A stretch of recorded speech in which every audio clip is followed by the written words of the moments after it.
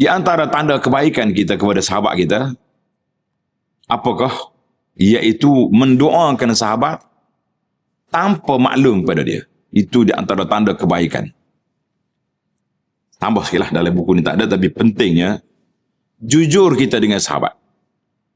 Tanda kebaikan kita kepada sahabat, kita doakan kepada dia dengan tak payah kita cerita. Tak payahlah tulis di Facebook, saya ni duduk di Mekah sekarang ni, jam 5 nanti saya masuk Kaabah, nama awak tersenara yang teratas untuk didoakan. Itu konten nama dia. Konten budak-budak Facebook, budak-budak TikTok nama dia ni. TikTok ni pun jangan main. Nah, jadi ke dia. Tapi kita lah kita ada main-main dengan doa pun main, dengan tawah pun main-main. Kita dengar sahabat kita uzur, sakit, ada masyarakat, ada apa-apa, terus je kita doa. Ya Allah, tuan-tuan dan puan-puan, ingat baik. Bila kita doa kepada sahabat, doa untuk orang lain, kebaikan untuk dia, otomatik kita dapat. Malaikat akan datang. Amin. Mengaminkan doa kita. Dan malaikat jawab, walaka bimislin. Mu dapat juga apa yang kau minta.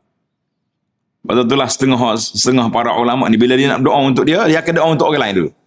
Sebab nak seru malaikat mari aminkan doa.